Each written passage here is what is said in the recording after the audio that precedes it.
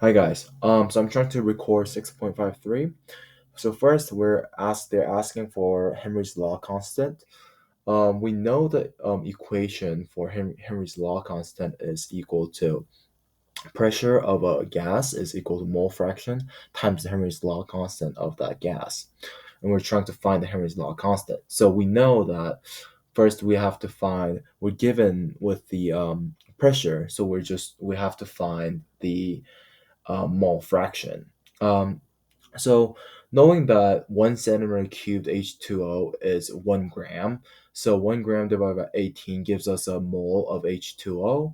And for CO2 mole, we know that given volume is 0.0901. So divide that by the standard pressure, which is 22,400. So that gives us 4.022 times 10 to the negative 6 mole of Cl.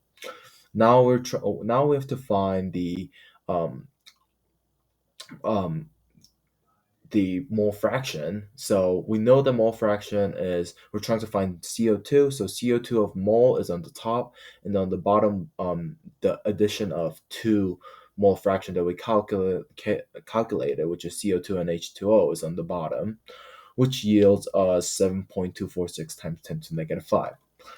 Now we're calculating the Henry's law constant.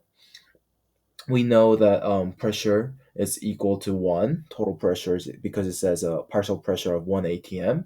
So 1 divided by the mole fraction that we calculated yields Henry's constant, which is 13800. For the second problem, it asks how many grams of CO2 can be dissolved in a 12 O's bottle.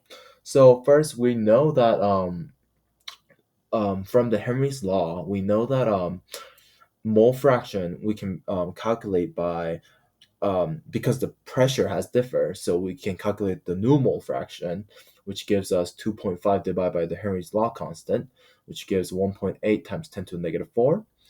And trying to calculate the O's to liters, we know 12 divided by 33.8 ounces gives us 0.355 liters.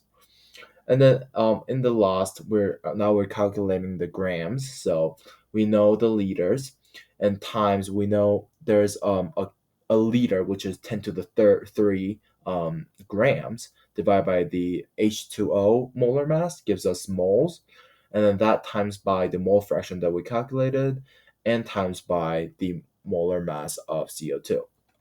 So that gives us 0.157 grams of CO2. Now, lastly, we have to calculate the volume of CO2 occupying a certain temperature and certain volume. So I use the ideal gas law, which is PV equals nRT.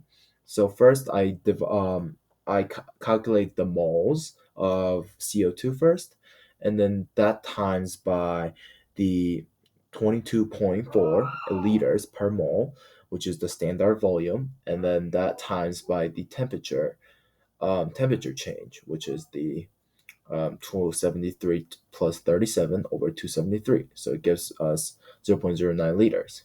Thank you.